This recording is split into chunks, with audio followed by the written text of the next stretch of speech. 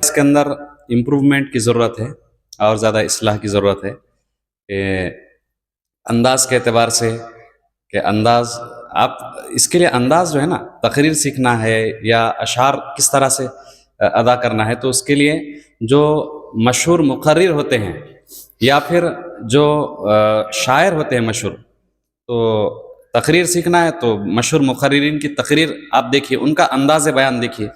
اسی طرح سے اشعار کہنے کا بھی ایک ہنر ہے، اس کا بھی ایک فن ہے. تو اس کے لیے آپ کو جو بڑے شاعر ہوتے ہیں تو ان کا انداز دیکھنا چاہیے. وہ جب اشعار کہتے ہیں تو اس وقت میں کس طرح سے، ایک تو الفاظ کی ادائیگی بھی کس طرح سے کرتے ہیں، کب جو ہے تکرار کرتے ہیں مصرے کی یا شعر کی، اور پھر وہ اشارے کس طرح سے کرتے ہیں، یہ بھی آپ کو دیکھنا چاہیے. اور شاعری کا بھی اپنا ایک مقام ہے. اللہ تعالیٰ نے قرآن پاک کے اندر سورۃ الشعراء کے نام سے ایک مستقل سورت نازل کی، اگرچہ کہ اس کے اندر شعراء کی مذمت کی گئی. فی کل واد یہیمون، ہر وادی میں بھٹکتے رہتے ہیں، لیکن آگے استثناء بھی کر دیا گیا اللہ کے ذریعے سے. اور جب قرآن نازل ہو رہا تھا تو اس وقت تو شعر کی بڑی اہمیت تھی، اور وہ شاعروں کو بڑا مقام دیتے تھے عرب کے معاشرے کے اندر، اور ان کا تو بچہ وہ شعر پڑھتا تھا. یہاں تک کہ ان کے جو غلام ہوتے تھے تو وہ بھی غلام اور باندیاں وہ بھی بہترین اشعار، برجستہ، پہلے سے کوئی تیاری نہیں، برجستہ اشعار کہتے تھے. یعنی گویا کہ ان کی فطرت میں یہ چیز داخل تھی، شاعری. اور اسی وجہ سے حضور کو انہوں نے شاعر کا خطاب دے دیا تھا کہ یہ کیا ہے، شاعر ہیں. تو اللہ تعالیٰ نے اس کی تردید کی ہے کہ یہ شاعر نہیں ہے. ٹھیک ہے، قرآن میں وضاحت کر دی، اور پھر بعد میں وہ بھی اس بات کو ماننے پر مجبور ہو گئے کہ یہ شاعری نہیں ہے، شاعری سے ماورا یہ کلام ہے. بہرحال اس معاشرے میں شاعروں کی بڑی اہمیت تھی. شاعر وہ پوری جنگ بھڑکا دیتے تھے، پورے ایک قبیلے کو اٹھا کر کے دوسرے کے خلاف لڑا دیتے تھے. غزوہ بدر کے لیے اور احد کے لیے جو مشرکین آئے تھے اس میں ایک بڑا کردار شعراء کا تھا، خاص طور سے سہیل بن عمرو مقرر بھی تھے، شاعر بھی تھے، ان کا بڑا کردار تھا اس کے اندر. تو اس لیے یعنی اس زمانے میں بھی اہمیت تھی شاعروں کی. اور آپ دیکھیں گے آزادی کے اندر، ہمارے ملک کی آزادی کے اندر بھی شاعروں کا بڑا کردار رہا. شاعروں نے جو یعنی وطن کے حق میں اور آزادی کے حق میں جو اشعار کہے، اس سے لوگوں کے اندر ایک جذبہ اور ولولہ پیدا تھا. اور اصل جو زبان ہوتی ہے نا، انسان کی فطرت جو ہے وہ یعنی نثر یہ انسان کی فطرت نہیں ہے، شاعری یہ انسان کی فطرت ہے. نثر جو ہے نا، ہم جو یہ الفاظ کہہ رہے ہیں، یہ جو بات کر رہے ہیں، یہ فطری نہیں ہے انداز. شاعری یہ فطرت ہے. اس لیے کسی بھی زبان کو اگر آپ کو سیکھنا ہے، اس کے اندر ماہر بننا ہے، تو اس کی شاعری سے آپ کو واقف ہونا پڑے گا، اس کے اشعار سے واقف. پرفیکٹ اس کے بغیر آپ ہو ہی نہیں سکتے، چاہے اردو ہو، عربی ہو، انگلش ہو، کوئی بھی زبان ہو. کیونکہ شاعری یہ یعنی بالکل جو زبان کی اصل ہوتی ہے، اس کی جو جڑ ہوتی ہے، وہ ہوتی ہے شاعری کے اندر. اور پھر آپ دیکھیے علامہ اقبال کو دیکھ لیجئے کہ علامہ اقبال نے کیسی شاعری کی ہے. ایک بالکل پیٹرن ہی بدل دیا انہوں نے، انداز ہی بدل دیا. اکبر الہ آبادی کو دیکھ لیجئے آپ، یہ دونوں مصلح شاعر ان کو آپ کہہ سکتے ہیں. اور علامہ اقبال تو بہت زیادہ ہے، ان کو تو اور بھی زیادہ القاب لگانے پڑیں گے، صرف مصلح سے کام نہیں چلے گا. لیکن اس کا امپیکٹ، اس کا اثر کتنا زبردست پڑا پورے سماج پر، پورے معاشرے پر، اور خاص طور سے مسلمانوں پر علامہ اقبال کی شاعری کا کتنا زبردست اثر ہے. آپ اس کے لیے نقوش اقبال پڑھیے. مولانا علی محمد صاحب نے علامہ اقبال کے ان کا تعارف کرایا. اصل میں روائے اقبال وہ کتاب ہے عربی کے اندر، عربوں میں تعارف کرایا علامہ اقبال کا، اس کا پھر ترجمہ ہے وہ نقوش اقبال. تو اتنی عربی تو ہے نہیں ابھی روائے اقبال پڑھ سکے آپ کی، تو نقوش اقبال آپ پڑھ لیجئے، بڑا فائدہ ہوگا انشاءاللہ علامہ اقبال کی شخصیت کو معلوم کرنے کا. تو کہنے کا مقصد یہ ہے کہ شاعر بھی وہ معاشرے کے اندر ایک اہم کردار ادا کر سکتا ہے.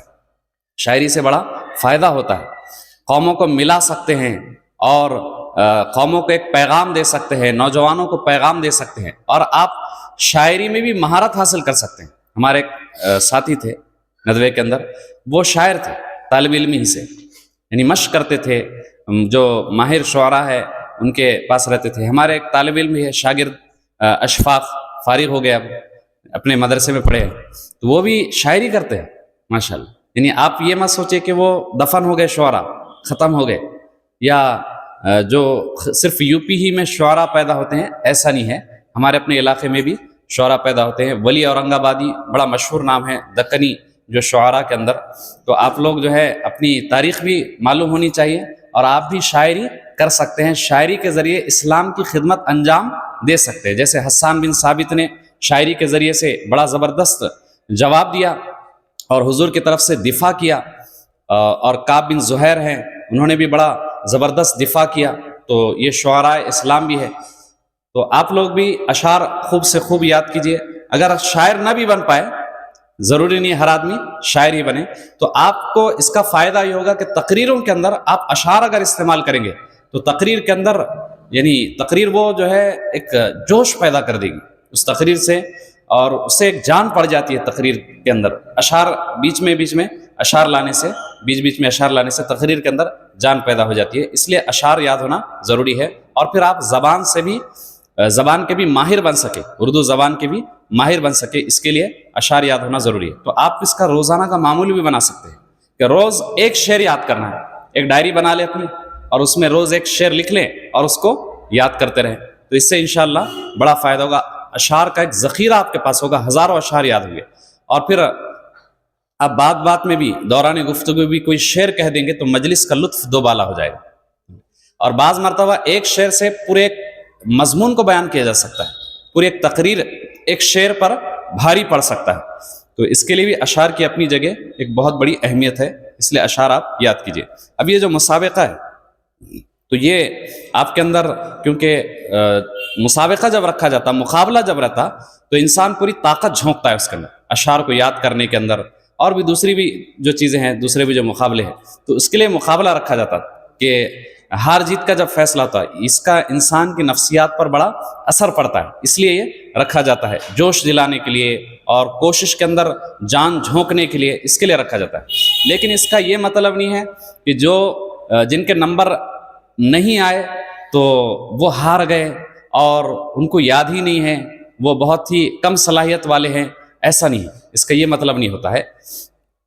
بس یہ رہتا کہ چند نمبرہ سے بھئی کسی ایک کو تو فائز کرنا پڑے گا انعام دینے کے لیے، ورنہ یہ رہے گا کہ نہیں سب برابر ہیں تو انعام کس کو دیں گے. اور پھر جوش کیسے پیدا ہوگا؟ جوش ہی نہیں پیدا ہوگا اور جذبہ ہی نہیں پیدا ہوگا. اس کے لیے نمبرات رکھے جاتے ہیں.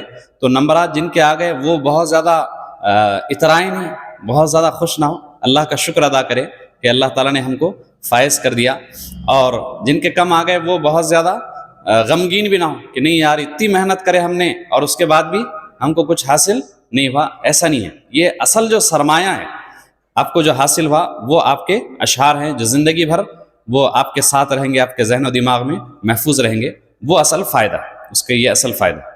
ٹھیک ہے انشاءاللہ. اب نمبرات کا اعلان کر دیں.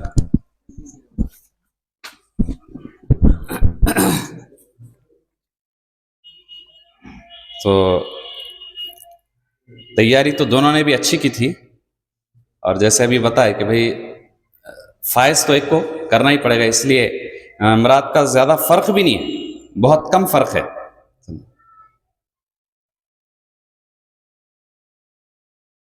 جو بزم اقبال ہے سیدھی جانب، ان کو ٹوٹل نمبر ملے ہیں 220. یہ جو ابھی دوسرا راؤنڈ ہوا تھا اس کے اندر 20 اشعار پڑھے دونوں نے، تو اس میں 220 نمبر ملے. اور جو بزم کلیم عاجز ہے تو ان کو ملے ہیں 222 نمبر. صرف 2 نمبر سے یہ لوگ جیت گئے. بہت قریبی کانٹے کی ٹکر تھی. تو فاتح بزم کلیم عاجز والی ٹیم ہے اور مفتوح بزم اقبال. مبارک دونوں کو بھی محنت کے لیے، آپ کی کوشش کے لیے.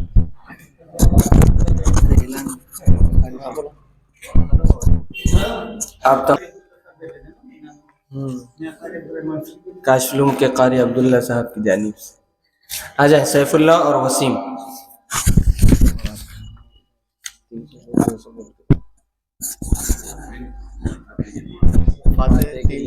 اور مفتوح 200. اس میں جو ہے نا ساحل کو ہماری طرف سے 50 روپیہ. راہل انہوں نے بڑے لمبے اشعار پڑھے تھے، بڑی خوشی. ماشاء اللہ. ساحل آئے اور راحل مولانا ادریس صاحب کی جانب سے، مولانا فتیم صاحب کی جانب سے مولانا ادریس صاحب کے ہاتھوں انعام حاصل۔